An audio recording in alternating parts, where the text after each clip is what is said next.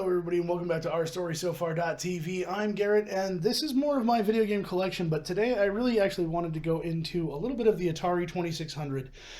I'll mostly be using stuff from like Wikipedia to sort of show off the differences, but I wanted to show off these two right here that I have. I'm not great at framing. I don't do live video stuff, so bear with me. But mainly I wanted to show where it all started, and that's with the 6-switcher Woody, as some people call them. Now there is a difference between these two consoles. If I put them side by side, it's almost hard to tell where one starts and the other stops, so I'm going to put a little bit of space in between them. But what you're noticing here, what you want to pay attention to right there is the width of that bar. I'm going to bring the camera right down on top of them here. As you can see, the width is substantially different on one than the other. The one on the right is a lot thicker, and you'll also notice if you get right down in front of them, one is a little bit taller. That's going to be hard to spot in the wild, almost impossible. You'll also notice kind of the width in between, basically the wide bar and where the horizontal stripes begin. It's pretty much the same on both. You'll notice this one seems a little wider, but the width of this plastic piece is what you're looking for. You're looking for the fatter one. And then down here on the fronts, again, I apologize for lighting. The flash helps. As you can see on the fronts, again, that width goes all the way down and around. But more importantly, this one is more curved. I'm going to grab this little tool here that I use for cell phone repair and things. But like this curve right down in here is a lot more smooth, whereas this one kind of cuts off at an angle. Maybe you can see it better on this side here.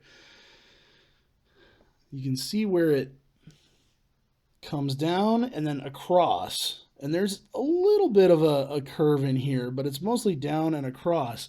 Whereas this one is a big sweeping, gradual, big J almost like a letter J.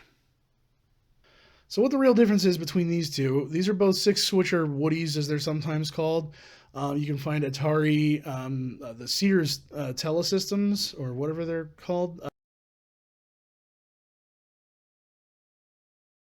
Those will sometimes come with this wood panel look to it. It's just plastic. But what the real difference is, though, these are sometimes referred to as the medium sixer or just the 6-switcher, and this is what's called the heavy sixer.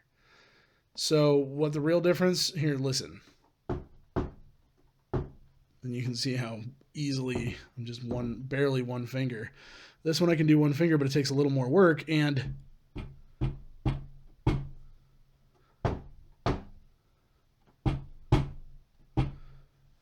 might be hard to pick up on the microphone, but this one is a lot more dense. And literally when you lift it, like this one feels like a console. I mean, it's got some heft to it because most electronics did back then.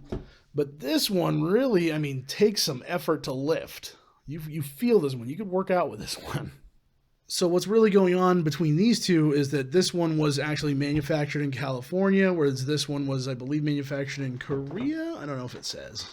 I don't know if that one's supposed to have a sticker. It doesn't have one on the bottom. But these are the original Sunnyvales. They were manufactured in California. They're heavier because they have a whole lot more RF shielding on the inside, if you've ever seen one taken apart. For the most part, they decided it was overkill. They really don't need to be built that beefy. These ones don't really have any RF interference that I can spot. It's not like the difference between the NES and the NES 101, where the top-loader Nintendo has those vertical bars on the screen. So it's not like that. But those are the differences between these two.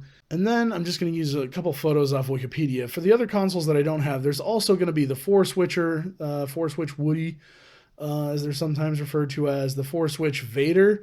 Got its name from the black on black look. And then, of course, the Atari 2600 Junior. All of them are pretty much compatible with one another. There's really no major differences.